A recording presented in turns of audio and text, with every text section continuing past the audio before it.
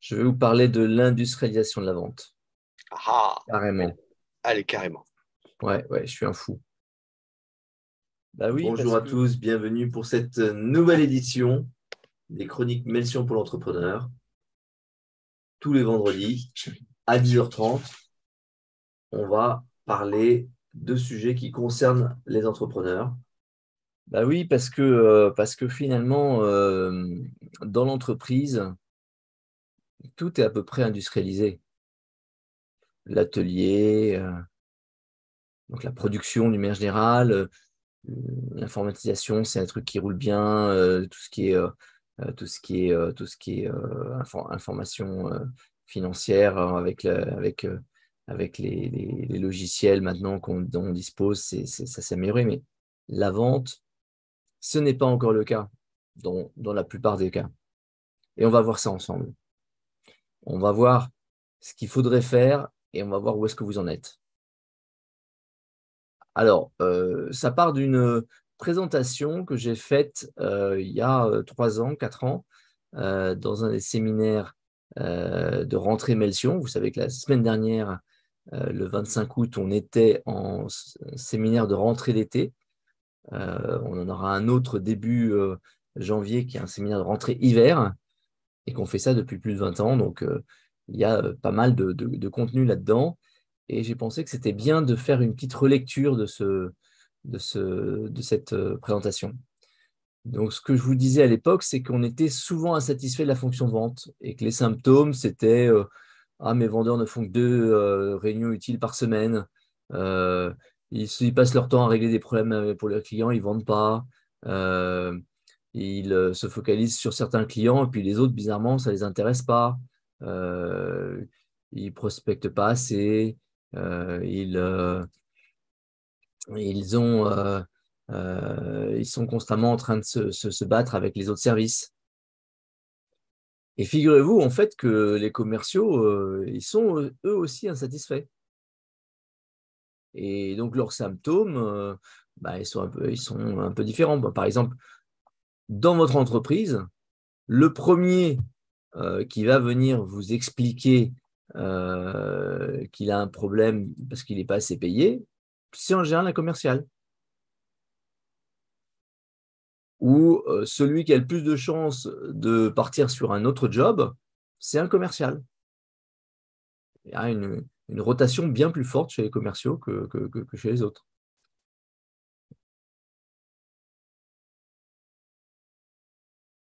Et de la même façon, le commercial est souvent celui qui vient critiquer le produit, le service, d'expliquer que le client a raison, tu te rends compte, c'est nul ce qu'on fait. Et moi, je passe mon temps à tout faire. Et puis, je ne suis pas reconnu. Les gens ne comprennent pas que c'est moi qui fais tout. Et tu as vu ma nouvelle Tesla? Voilà. Ça, c'est des signes d'insatisfaction des vendeurs. C'est des signes qu'ils cherchent à obtenir quelque chose qu'ils n'ont pas. Alors, on est souvent insatisfait de la fonction de vente. Et ça, c'est ce que je disais à l'époque, mais il faut remettre en cause 6 axiomes que la vente il faut remettre en cause le fait que la vente est faite par les stars, que la vente se fait sur le terrain. Enfin, c'est des croyances, si vous voulez. Que l'amélioration des ventes vient de l'amélioration des conversions, que le client demande un point d'accès unique chez son fournisseur, que la relation est clé dans la décision et que le vendeur doit être maître de son château. Alors, je vous propose de regarder ces 6 axiomes un peu dans le détail. Donc, le premier axiome, la vente est faite par les stars. Comment est-ce qu'on peut traduire ça? En fait, c'est la question de est-ce que vous voulez une équipe de stars ou une équipe cohérente? Vous savez, si vous regardez l'équipe d'Auxerre de la grande époque, elle avait Giroud comme entraîneur pendant toute la vie de Giroud. Enfin, en tout cas, toute la vie d'entrepreneur de Giroud. Et dans le même temps, vous aviez des équipes qui avaient des entraîneurs qui changeaient tous les 2 ans, mais qui embauchaient des stars. Le Paris Saint-Germain, par exemple, ou l'OM. Et finalement, quand on voit l'énergie qui a été mise dans une équipe par rapport à une autre, on se dit qu'un petit bled comme Auxerre a réussi à exister sur la carte de France simplement en étant cohérent, en cherchant à monter des équipes qui fonctionnent ensemble plutôt que des équipes de stars. Alors, ne me prenez pas de travers. Je n'ai pas dit qu'une équipe cohérente de stars, c'est pas mieux qu'une équipe cohérente avec des gens lambda. C'est plus compliqué à monter, c'est très très coûteux, c'est très difficile. Donc, c'est plutôt le nombre de vendeurs sur le terrain qui fait bien son travail qu'un vendeur tout seul qui va faire le travail de 10. Un vendeur tout seul, il peut peut-être faire 2 fois mieux, il peut peut-être faire 3 fois mieux, mais 10 vendeurs à côté, s'ils font 30% de plus de ventes, ils vont faire beaucoup plus, ils vont faire 3 fois ce que fait le vendeur star. Donc, c'est plus simple. La vente se fait sur le terrain. En fait, c'est la question de l'idée que la vente, elle se fait face à face. On va dans une réunion et on fait signer le client. Mais quand vous regardez bien votre chiffre d'affaires, une très grosse partie de la vente est faite à distance. C'est du renouvellement de commande.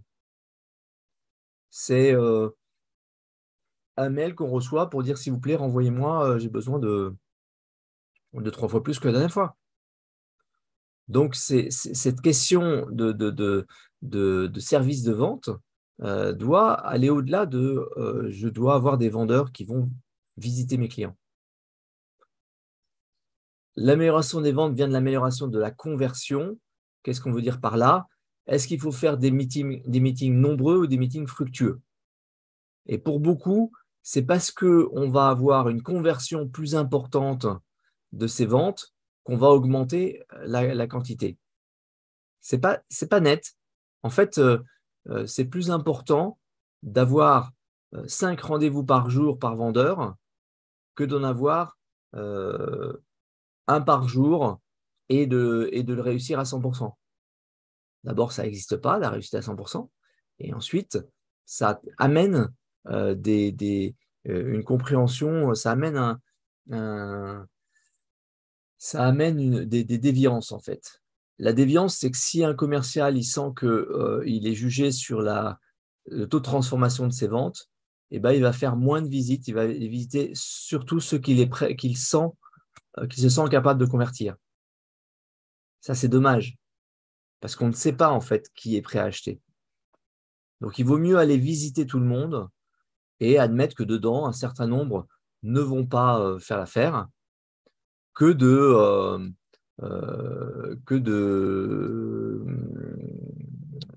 se focaliser sur une réussite optimisée vente par vente.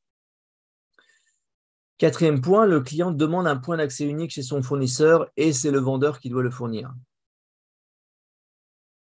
Donc, à chaque fois que le client appelle, c'est moi qui m'en occupe. Ben non. D'abord, c'est un peu gênant, c'est un peu une façon de s'approprier les clients. Les clients, ils appartiennent à l'entreprise, ils n'appartiennent pas au vendeur. Et ensuite, ce n'est pas la demande du client. La demande du client, c'est quand il appelle, il veut être reconnu. Il veut qu'on puisse dire « Ah, monsieur Chassagne, vous qui avez une Tesla modèle 3, ah non, modèle E, eh bien, ça tombe bien que vous appeliez. Justement, on voulait vous proposer de changer les pneus. » Ce n'est pas le fait d'avoir un vendeur qui se souvient bien de ce déjeuner un peu trop arrosé qu'il a fait avec vous. C'est plutôt une organisation qui vous reconnaît, qui sait ce que vous avez consommé chez eux, qui connaît les problèmes que vous avez eus, qui vous aide à les résoudre. Donc, c'est beaucoup plus puissant parce que un vendeur, ça part en vacances, c'est indisponible. Donc, ça cause une anxiété pour le client. Il appelle, on lui dit « Ah, désolé,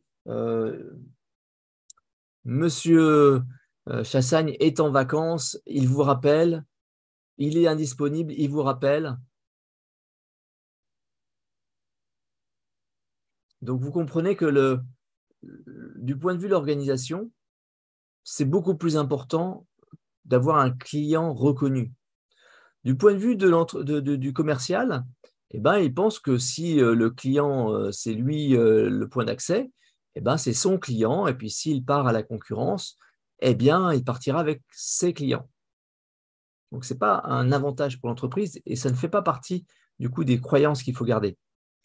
Cinquième croyance, la relation est clé dans la décision. C'est parce que j'ai un très bon relationnel avec mon client, c'est parce que je l'emmène à déjeuner régulièrement qu'il m'achète. Ah bon? Alors les décisions sont irrationnelles? On est tous d'accord pour dire que la décision est émotionnelle, mais sur une base quand même de rationalité. Donc, penser que c'est parce qu'on a fait des bonnes bouffes avec son client qu'on réussit à vendre, c'est oublier qu'on a vendu, on a commencé par vendre. On a commencé par faire une vente au départ. Et on n'avait pas cette qualité de relation au départ. Et pourtant, le client a acheté. Et je ne pense pas qu'il ait regretté. Donc, cette idée que non, mais c'est parce que j'entretiens une relation avec mon client qu'on fait des ventes, bon, elle est très intéressante pour l'industrie des restaurants. Elle est très intéressante pour l'industrie des cadeaux d'affaires. Elle est très intéressante pour l'industrie des incentives. Mais elle n'est pas intéressante pour l'entreprise. Pour l'entreprise, c'est plutôt une vente rationnelle qu'il faut viser, c'est-à-dire des clients qui sont contactés régulièrement par des multiples canaux pour améliorer leur connaissance de ce qu'on peut leur fournir, améliorer la conscience qu'ils ont que l'on a des solutions pour eux, et puis avec des vendeurs qui sont toujours disponibles et qui viennent leur expliquer si c'est nécessaire en présentiel. Et troisième point, le vendeur doit être le maître de son château. C'est un peu cette idée de, en fait, finalement, c'est un mini-entrepreneur dans la boîte. Tu le laisses un territoire et c'est lui qui s'occupe de son territoire parce que finalement, il sait faire. Donc là, c'est la question de, est-ce que c'est important d'avoir des vendeurs autonomes ou est-ce que c'est important d'avoir des vendeurs qui travaillent en équipe? Donc, ce que je vous avais proposé dans cette présentation, c'était donc de partir vers une organisation de la fonction vente. Et là, ça partait sur trois principes. Vous voulez centraliser le planning, vous voulez standardiser les flux, c'est-à-dire faire en sorte que les clients qui rentrent dans l'entreprise soient dans un flux qu'on maîtrise. Et troisième point sur les quatre, vous voulez spécialiser les ressources. Alors, qu'est-ce que ça veut dire? Ça veut dire que dans votre organisation commerciale, vous avez besoin de gens qui s'occupent de la promotion, c'est-à-dire aller chercher les opportunités de vente, aller chercher les leads. Vous avez besoin de gens qui fassent de l'administration, c'est-à-dire qui supportent les autres, aussi bien sur de l'informatique que sur de l'organisation des voyages, etc. Vous avez besoin de vendeurs qui sont capables d'avoir des conversations de vente avec du sens, pleines de sens. Et vous avez besoin de technico-commerciaux qui sont là pour venir aider le vendeur dans la découverte des problèmes et dans le design de solutions. Mais vous avez aussi besoin de gens semi-techniques qui font les propositions commerciales, les contrats, les relances. Bref, c'est une équipe. Et un commercial, vous pouvez lui demander de maîtriser tout ça, ou bien vous pouvez vous dire que ce serait quand même mieux d'en avoir 5 qui chacun maîtrise une de ces parties-là. Ça va déjà prendre suffisamment de temps pour ça. Ça va déjà prendre 2-3 semaines pour chacune de ces mises à niveau. Et si vous demandez à un commercial d'être capable de connaître l'ensemble de ces éléments, alors là, vous êtes parti pour 15 semaines et encore plutôt 20 de formation avant que le commercial commence à faire des ventes. Mais les ventes qu'il va faire ne vont pas être dans les mêmes volumes qu'avec une équipe. Parce qu'il va faire du multitâche, parce qu'il va faire d'abord la recherche des leads, ensuite les rendez-vous, enfin les prises de rendez-vous, après l'organisation de ses tournées, chercher ses hôtels, etc. Puis enfin, aller préparer les documents de vente, les présentations, aller en rendez-vous, faire des comptes rendus, faire des propals, les relancer, etc. Bref, il n'est pas vraiment là où il devrait être, c'est-à-dire sur le terrain face au client. Il est 2 fois par semaine face au client. Alors donc, la nouvelle organisation de vente, vous voulez centraliser le calendrier, vous voulez standardiser les flux, vous voulez spécialiser les ressources, vous voulez formaliser le management. On n'est plus dans cette notion un commercial qui se gère tout seul. On est dans un travail d'équipe, donc il doit y avoir des procédures. Alors, tous ces éléments-là, toutes ces idées-là, elles viennent de la notion de la théorie des contraintes. Dans la théorie des contraintes, il n'y a plus de vendeur autonome. Et la vente est au service du goulet d'étranglement. Le goulet d'étranglement, c'est cet élément de l'entreprise qui donne le maximum de vitesse que l'entreprise peut avoir. Si vous avez un atelier qui peut produire une voiture par jour, eh ben, le vendeur, il doit trouver une vente par jour. Ça ne sert à rien d'en envoyer 10. Et donc, du coup, il doit trouver une vente par jour qui paye très, très cher. C'est comme ça qu'on optimise le goulet, c'est comme ça qu'on le sert. Et donc, ça permet d'optimiser la valeur du goulet. Ça permet de faire en sorte que à chaque fois que le goulet va travailler, ça va être pour une valeur ajoutée la plus élevée possible. Et enfin, ce que dit la théorie des contraintes, c'est qu'on doit passer du je fabrique pour mettre dans le stock au je fabrique parce qu'on m'a donné des commandes. Et éventuellement, de je conçois une solution quand on me fait une commande. Donc, quand on est dans la théorie des contraintes, on cherche à avoir une vraie rapidité entre le moment où on a une commande et le moment où on a une production. On cherche à réduire ce temps. Et donc, ça demande que l'organisation s'adapte à ça. Ça demande que la vente se mette à ce service. Ça explique pourquoi les vendeurs autonomes, les vendeurs rois de leur région, ne sont pas une vraie recherche pour l'entreprise, ne sont pas un vrai bénéfice. Alors, comment est-ce qu'on fait pour avoir 4 rendez-vous par jour, 5 jours par semaine? C'est ça l'idéal. Vous voulez un vendeur qui ait 4 rendez-vous par jour et qui fasse ça 5 jours par semaine. Pas qu'il soit un jour avec 4 rendez-vous et le reste à essayer de remplir la prochaine journée. Il doit être constamment face à son client. 4 rendez-vous par jour, c'est soft, hein, on prend le temps. Mais ça fait 20 rendez-vous par semaine.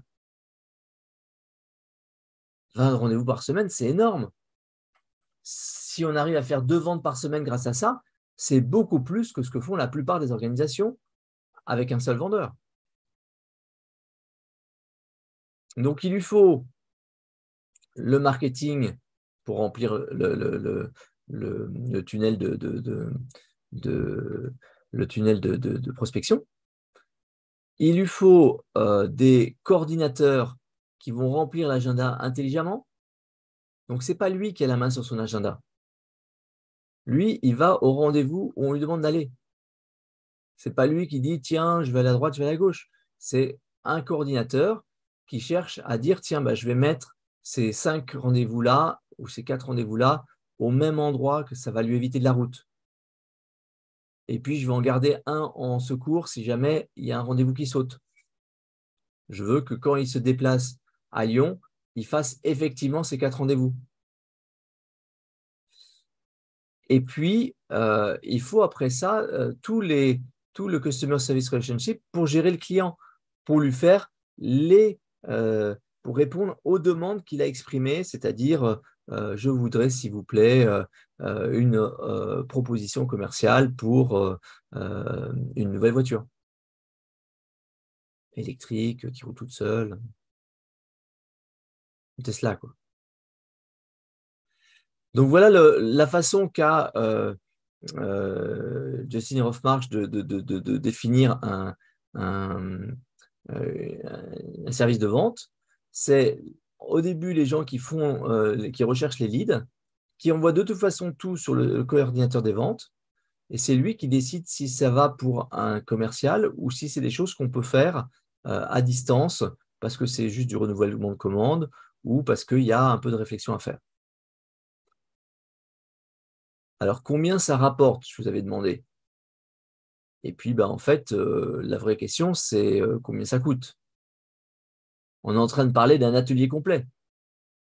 Un atelier complet, ça veut dire les gens qui font la génération de leads, donc qui les identifient, qui les contactent, qui prennent rendez-vous avec eux. Il faut cette fameuse tour de contrôle, qui est quelqu'un de senior, qui est quelqu'un qui a un savoir-faire.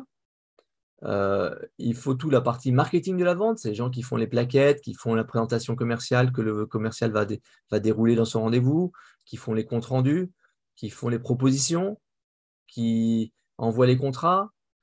Et puis, il faut le support, ceux qui vont organiser les transports et l'hôtel, qui vont faire les notes de frais. Ce n'est pas aux commerciaux de faire ces notes de frais. C'est un sketch, vous savez, dans les entreprises, quand on court après le commercial pour qu'il rende ses notes de frais. Il a autre chose à faire. Ce n'est pas son job. En quoi ça apporte à l'entreprise du chiffre d'affaires en plus? Bref, la logistique au sens large. Et enfin, le vendeur. Donc là, avec ça, vous êtes probablement à un coût complet de 40 000 €. Alors, qu'est-ce que ça rapporte? Un vendeur qui a 20 rendez-vous par semaine, qui transforme une vente sur 10, ça fait 2 ventes par semaine. Combien ça vous rapporte 2 ventes par semaine? Si vous arriviez à 2 ventes par semaine, est-ce que ça vous rapporte plus que les 40 000 € que ça coûte par mois? Vous allez me dire, ça dépend ce que vous vendez. Et là, je vous parle d'une organisation pour des rendez-vous avec des clients. On peut imaginer que c'est des sujets où il y a un vrai enjeu.